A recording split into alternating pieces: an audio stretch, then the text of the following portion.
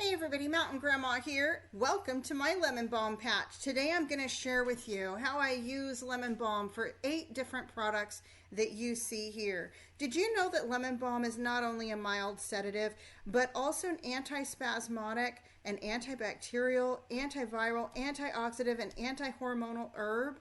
It's great for topical use. And when you look at these products here, all of these came from that lemon balm patch. So let's get started. All right, so first let me share with you a little bit more about what I made. Obviously, this is deodorant. Looks like any other store deodorant. I have an amazing recipe that I'll share with you. And you can see the little deodorant on the other side. It's antibacterial, guys. Sweat doesn't stink, bacteria does. So that's why it's great for a deodorant.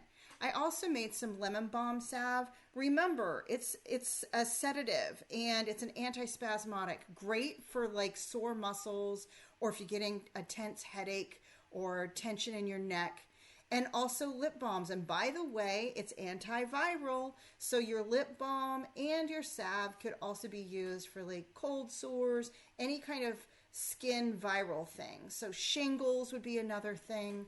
And then because of those properties that it has, it would also make a good cleaner. I put it in some vinegar with some lemons, and after that infuses for a couple of weeks, I will dilute it and put it in that spray bottle and use it around my house. And then I infused it a couple other ways. This one is in Witch Hazel, and that'll become a bug spray. More to come on that in a separate video, so like and subscribe so you don't miss it. You can see the infused oil there. I actually used that to make the salve, the lip balms, and I used it in the deodorant as well. And then you'll see next to that, I've infused it in alcohol as a tincture, and I've got the larger jar in the back that's just the loose dried leaves that I'll save, and I'll put that in tea blends. So I'm going to go ahead and get started with you guys and show you how I prep my leaves first, and then we'll start the infusion.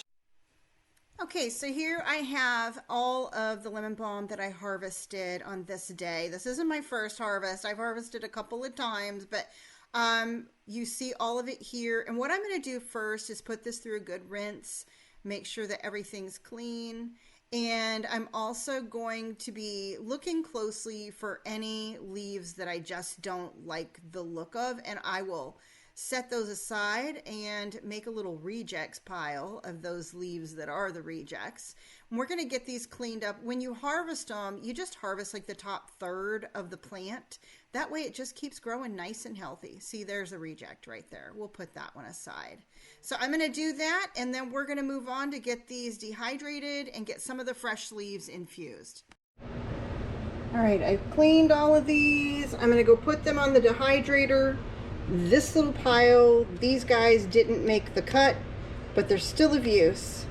Hang in there and you'll see what I'm going to do with the rejects in just a minute. They're still of value. Some of my infusions, I'm okay using a fresh herb, not a dried one. And that would be some of the ones I'm going to show you. The first one I'm going to do is my alcohol infusion for a tincture, and you see that here. It's easy. Cover it with at least 80 proof alcohol and stick it in that jar, and then shake it up in 8 weeks. Poof, you've got your tincture. The next one I'm going to do is with Witch Hazel, and I'm labeling all of these jars appropriately with dates and what they are. The Witch Hazel is going to go towards a bug spray because I don't want it too drying. So I'll have that for you more on a separate video. Follow me along and you'll see that one coming. And then lastly, I've got this jar left. These are my rejects. I'm going to cover this with distilled white vinegar, and I'm going to add a couple of lemon peels in there, and we're going to make this into a cleaning spray. All right, so you've seen me do my infusions with the fresh herb. That was the alcohol tincture, the vinegar infusion for the cleaning spray, the witch hazel infusion for the bug spray. What you see now is I dehydrated the rest of the leaves because I want to make an oil infusion, and then some of these I'm just going to set aside for future use as a tea. Now, to infuse the oil, I've done a whole video on different ways that you can make oil infusions, and I'll put that link in my description box for you to go watch if you'd like. But for this, it's pretty easy. You just put your dried herb in a jar, and then you're going to cover it with oil. I'm using olive oil because I may want to cook with this or use it for salad dressing or something too. So go ahead and get that covered and then put the lid on it. I put it in a double broiler, low and slow. I let it simmer for a good 8 hours, and then it's done. What I like to do to infuse my oil is take my jar, put it in this little makeshift double broiler. It's just this ugly old pot that I have, and I put a tile piece down at the bottom of it. It's kind of a cheaper way to go. I'm gonna fill this up more so that the water comes up to about here, and I'm gonna just simmer it. And I might simmer it all day, turn it off, let it sit overnight, and simmer it more tomorrow. Low and slow is how I tend to do this, just to make sure that it's infused enough and I pull out all the properties from this. So I'm gonna get this going. What you see me doing here is I've got cheesecloth that I'm wringing out because I've let the herbs drain into this Pyrex dish. And now that I've got that strained off, I'm going to go ahead, see, this is 1 ounce of beeswax. I like a salve that uses the ratio of 1 ounce of beeswax to 4 ounces of oil. So I'm going to measure out 4 ounces of this Lemon Balm infused oil, and then add to that 1 ounce of beeswax. And then I'm going to put it in the double broiler on the stove. And again, low and slow, I'm going to let that sit in the double broiler until the beeswax is all melted. So I have in here, it's going to the line, I don't know if you can see it, but it's right at about 150 milliliters. So if I wanted to put 5% of essential oils in there, 10% would be 15, and 5% would be 7.5 milliliters. I'm going to add to this some peppermint essential oil because it's also very cooling. This is good for some nerve pain and muscle pain, and also the peppermint oil is good for shingles, cold sores, and it just smells nice too. So, all right, here's 3 milliliters, another 3,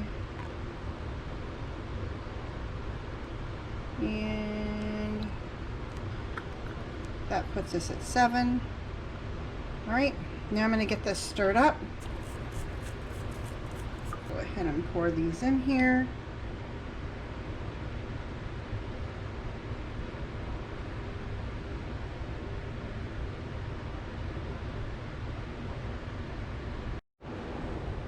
So I have these cute little containers, and see, I can even put like a little washi tape around it because this also makes a great lip balm. So I'm going to go ahead and fill these guys up.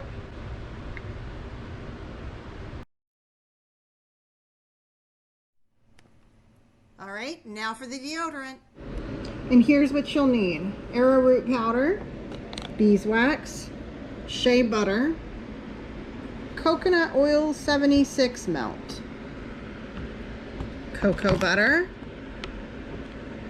Lemon Balm infused olive oil, some vitamin E. I used lavender essential oils. You can use whatever.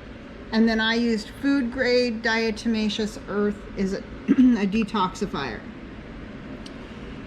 This is what you need. Get your stuff together and let's get started. So here we've got 10 grams of cocoa butter and also 20 grams of beeswax. I'm going to add to this 20 grams of coconut oil, and then I'm going to put this in a double broiler to let it all melt. So here you see the melted cocoa butter, coconut oil, and beeswax. I've pulled this off of the burner. It's not sitting on a hot surface. I'm going to add to that 10 grams of shea butter and also 20 grams of the Lemon Balm Infused olive oil. I prefer to add shea butter after the fact because if you heat it up too much, it can get gritty when it gets settled. I'm going to get this mixed up. Just a note, I could have put my shea butter in when it was melting a minute ago. I find that when you melt it at a lower temperature, that it doesn't end up as gritty, and it can end up gritty on you. So keep that in mind when you're working with it. All right, now I'm going to get my powders mixed up and then add them to these. So let's go ahead and do that. So what I have here is 15 grams of diatomaceous earth, and I've already pre-measured out 15 grams of arrowroot powder. I'm going to go ahead and get these stirred into our oils. Now before I put my powder in here, I'm going to add in 5 drops of vitamin E.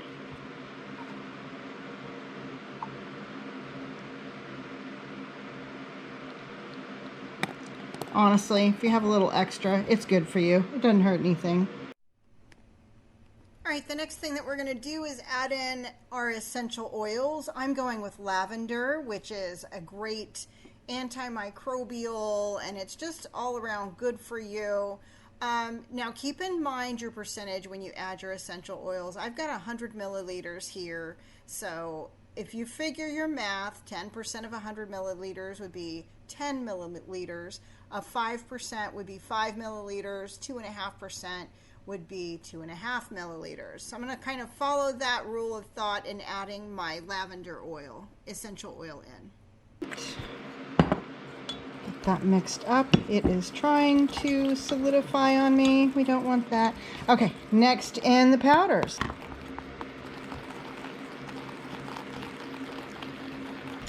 I've got this awesome container here. All right, okay, and now we'll let this dry. Got a little extra here. I'll find another container. There we go. I'll find another container to put some of this little excess in. And there you have it. I hope you all enjoyed watching me make all of these things. Stay tuned. June 17th, I'm going to be sharing a video on lemon balm jelly. And don't forget, we've got the lemon balm and yarrow bug spray video coming out soon as well. So I hope you all like and subscribe. Thank you to Bushcraft Family and Vineyard Chicks Homestead for doing the Survival Seeds video. And I hope to see you all in the next one. And until then, everybody, remember, keep your joy, folks.